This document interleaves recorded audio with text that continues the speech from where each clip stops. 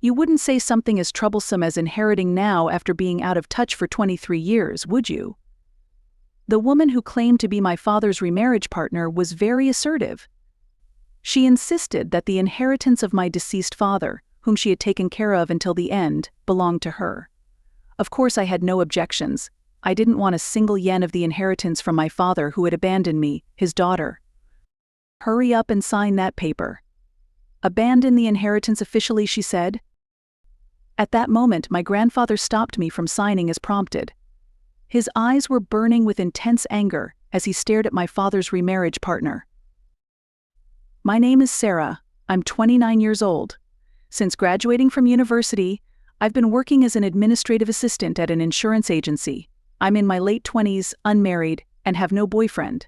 It's not that I don't want to get married, but I just can't bring myself to date men. The reason is simple: I have a distrust of men. The cause lies with my father. My father, David, disappeared 23 years ago after leaving me with my grandfather. The reason was probably my mother's death. My mother died in a traffic accident when I was 5 years old, and my father was 35 years old, according to my grandfather. My father was so depressed that he couldn't hear the voices around him. Perhaps he lost confidence in living together, so he left me with his parents and disappeared. Sarah did nothing wrong. Poor thing, you can rely on your grandparents. I still can't forget the sad expression on my grandfather's face at that time. However, strangely enough, I can't remember what kind of face my father left me with. I think I wanted to forget the existence of my father who abandoned me as soon as possible. It was about 5 years after that when I heard a rumor that my father had remarried. The estrangement between me and my father lasted for 23 years. The only thing I truly believed in was the love of my grandparents and deceased mother. To be honest, I hated my father from the bottom of my heart. The fact that I was a child abandoned by his parents tormented me deeply. It was especially painful when I was in elementary and junior high school, because there were only families with both parents around me. I have been teased or harassed for not having parents many times. There were times when I got into a big fight with someone and my grandparents were called out. You were teased for not having parents. That's their fault. Sorry, Sarah, you're the only one who has a hard time. Grandpa and Grandma are always on your side. Even such kind grandparents have been angry with me before. It was because I was much worse at controlling my emotions than now. I still can't forget the self-hatred at that time, because I felt pathetic and regretted being abandoned. I hated my father even more. There are countless unpleasant things that children do when they don't have parents. Among them, it is particularly easy to understand the feeling of alienation felt on Father's Day or Mother's Day as part of recreation. There were times when we drew portraits of our parents. There were also classmates who prepared presents happily on their parents' birthdays or wedding anniversaries. At such times, kind classmates left me alone. That kindness made me feel even more painful. But who should I complain to? Gradually, I became more isolated. What was fortunate for me without parents was that the grandparents who took me in were relatively wealthy. My grandfather is a former lawyer and is still relied upon by people in the area even now that he is old. My grandmother is always kind and good at cooking, and she treated me, who had no cuteness, very carefully. You don't have to worry about money. You can do any hobby you want, and if you ever want to go to college, Grandpa and Grandma will help you properly. Instead of directly venting anger at my father, I had all the love of my grandparents as much as I wanted. I wanted anything I wanted and sometimes said something outrageous. A rational grandfather didn't spoil me like that. Grandpa can only buy what you need for Sarah. If you just want something, you can't buy it for you. It's not because Grandpa is stingy that he says this kind of thing. It's because Grandpa doesn't want Sarah to become an adult who spends money recklessly. Grandfather is really a solid person. He is really kind, but not always. He could be very strict at times and wouldn't forgive me for being spoiled. I often felt lonely when I went out with my grandparents on holidays. When we went shopping at commercial facilities, there were family members everywhere you looked, children who listened to their whimsical requests, siblings who got along well by obediently listening to each other's words, parents and children who enjoy the same game at the game center, couples who look happily at their healthy children. Even though I had grandparents, there were no parents around me. Commercial facilities were places that confronted me with such reality. Why only me? There were many times when I felt such thoughts. There are many people in the world who live under worse conditions than mine, although it was understood in my head. There was no way to feel the loneliness or pain unique to myself alone. My grandparents understood well the unbearable pain that I had. One day, my grandfather made me such a proposal: if Sarah really wants to, she can use the foster care system. You can live with a couple of the same age as your real parents as a family. However, my grandfather cut off his words and shed tears. It was the first time I had seen my grandfather cry. Grandpa and Grandma really care about Sarah and love her very much. If you say you're in pain, you have to withdraw. Honestly, even talking about this is painful. But if it's for you, my grandfather couldn't speak until the end. Rather, I didn't let him speak. I'm not going to leave Grandpa and Grandma behind, am I? Don't ever talk about adoption again. My home is here. This place where Grandpa and Grandma are is my place. If I just kept grieving, my grandparents would feel sad too. The time has come for me to face myself firmly. I thought so strongly. I accepted myself as a child abandoned by my parents and still lived positively. Thanks to the abundant love of my grandparents, I had become strong before I knew it. The passing of my grandmother due to illness was 20 years after my father abandoned me. It had been a long time since I had to say goodbye to someone so close. I was extremely sad. But my grandfather was calm and collected. He even had the composure to comfort me. I felt puzzled that my grandfather, who should have been the one grieving the most, was so composed. I was prepared for this day to come someday.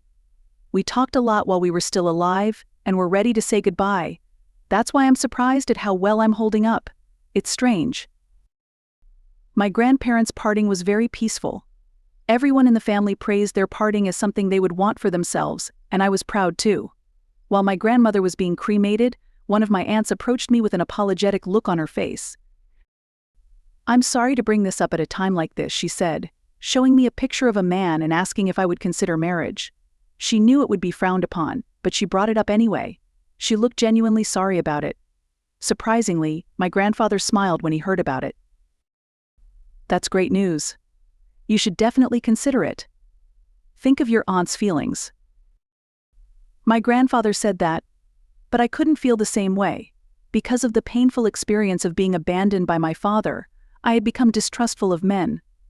While I admired the kind of relationship my grandparents had, I couldn't bring myself to hope for marriage in my heart. Such an intractable dilemma had taken shape. 3 years after my grandmother's passing, my grandfather approached me with a serious look on his face and said he had something to tell Emmy. David seems to have passed away in the hospital. It was then that I learned for the first time that my father had been seriously ill. In fact, my grandfather had been in touch with him through his lawyer friends in recent years. The news of his death also came from those lawyer friends. "I heard that the funeral is the day after tomorrow. I'm going to go. What about you, Sarah?" After thinking about it, I decided not to attend the funeral. I didn't ask for any details like the address. My grandfather said he would leave it up to me. My father and I had cut ties 23 years ago. I don't have any hatred left for him now, but I don't feel like mourning him either. The next day, my grandfather took the train to visit his deceased son. I, who was left behind, reflected on the fact that I had no parents. There was no point in blaming my mother, who had passed away in an accident. On the other hand, I still feel dissatisfied with my father's decision to leave me with my grandparents and cut off contact. It's just so pathetic for a person to leave their child's upbringing to their parents and cut off contact. I don't know what he was thinking, but couldn't he have done something else? A few years later, he remarried another woman. I can hardly understand it. But then again, I think to myself that there are fathers out there who are worse than mine, fathers who are abusive, addicted to gambling or alcohol, antisocial, criminals. Compared to such monstrous fathers, maybe my father wasn't so bad after all. After all, for these past 23 years, he has never caused me any direct trouble. From the fact that he secretly communicated with my grandfather through a third party without telling me, it is clear that my father actively and thoroughly avoided any communication with me. He erased his own existence so as not to trouble my heart. Maybe that was his way of showing sincerity towards me. When I was 5 years old, I felt that my father was an awkward and unsociable person, even though I was just a child. Until the very end, my father was just as I had imagined him back then. I now regret that I never heard his thoughts from his own mouth. After my father's funeral, a woman I didn't know visited me. She was probably in her 40s and had a very strong personality with distinctive heavy makeup. "You're Sarah, right?" I knew it right away. "You look a lot like David." I had an intuition that she was my father's new wife. The woman named Taylor handed me some documents. "I came here today to ask you to renounce your inheritance, Sarah. According to Taylor, my father had about 20 million yen in savings. If things continued as they were, Taylor and I would split the savings in half." She said that was unacceptable. "Don't you think so? I took care of David until the end, so it's only natural that I should get his money," she said. It was ridiculous for someone who hadn't been in touch for years to suddenly claim their rights. "Yes, I understand," I replied. "But if you don't mind, could you tell me what kind of life my father led?" "What kind of life?" "It was a boring everyday life. He didn't drink or smoke. He didn't play pachinko slots or horse racing. He either read books all day or sat in front of his computer writing articles. My father worked as a writer and would write anything if asked to do so: internet news, SEO articles, novels, scenarios. Even when he became bedridden due to illness in his later years, he continued writing." I was struck by an unexpected feeling. A self-centered father was suited for a lazy life like that. Although I had thought so somewhere in my heart, I couldn't imagine my father as a stoic writer. At the same time, I was beginning to lose sight of who my father really was. It wasn't an easy feat to accumulate 20 million yen through writing work alone. It wasn't an ordinary effort. Why did someone who could be so devoted to something abandon his duty to raise his daughter? "Come on, isn't it enough? Sign it quickly. What's wrong? You haven't been in touch for 23 years and now you're saying you want to inherit it." Of course I was going to abandon the inheritance. I don't want anything that someone who abandoned his daughter left behind. "What are you doing?" "Sign that paper quickly. Officially abandon the inheritance." As I was prompted to sign, my grandfather came and stopped me. My grandfather, who faced Taylor head-on, looked angry no matter how you looked at him. "How dare you come all the way here so easily? I told you not to come." "Father-in-law, don't be so cold. I'm your daughter-in-law, you know." "I don't remember recognizing you. And you like David's money more than David himself, don't you?" "So that's not true. It's just like I said at the funeral." The grudge between my grandfather and Taylor, I had no idea what it was. My grandfather explained it to me as I was bewildered. "It's true that David remarried Taylor. David regretted it. Taylor is promiscuous, spends a lot of money, and hardly takes care of her sick husband, so that's why." "It's a lie." "Who said such a thing?" "The lawyer." "Hey Sarah, just sign it already. Abandon the inheritance." "That's impossible. David's will says he will leave all his property to his daughter, Sarah." Well, I was as surprised as Taylor. It was the first time I heard about my father's will. My grandfather nodded deeply as he looked into my eyes. "Don't worry, the will has not been opened yet. It has to be verified by the court. The reason Grandpa knows the contents of the will is because David read the letter attached to the will." "Father's letter?" "Yes, it's written in that letter. He decided to leave all his property to Sarah, and your infidelity is also written there. There are also photos of evidence. David doesn't want to leave anything to you." Taylor slumped down in disappointment.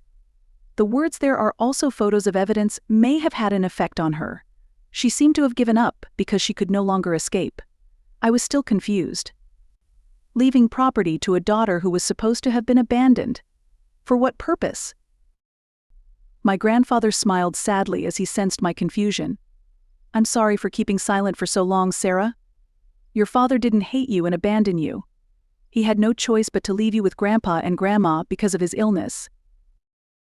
Actually, my father had the same illness as my grandmother when he was young.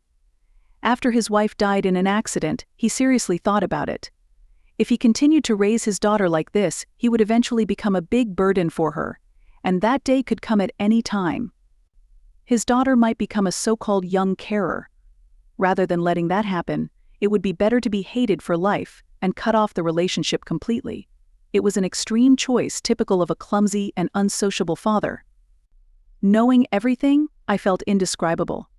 I was actually loved by my father.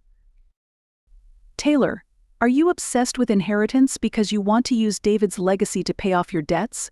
Unfortunately, you won't get a penny. This is the worst. You must be disappointed. You approached David for money from the beginning, didn't you? Taylor let out a big sigh. It seems that she hit the nail on the head. She hung her head and went home with a heavy heart. It was the moment when Taylor's debt repayment life, which would continue for many years to come, was confirmed. After Taylor left, my grandfather apologized to me again. "I'm sorry I kept it a secret. I couldn't tell you because of my promise to David." My grandfather seemed relieved. Only he was feeling refreshed. I was still feeling confused. After all, my father's negative evaluation has been going on for 23 years. It can't be changed easily. It will probably take time. For now, I wanted to read the letter my grandfather mentioned. That's where the story begins. If I'm satisfied with everything, I'll inherit the inheritance for the first time, and then I'll go to my father's grave right away. I'll probably tell my father how grateful I am for the first time. I was looking forward to that moment.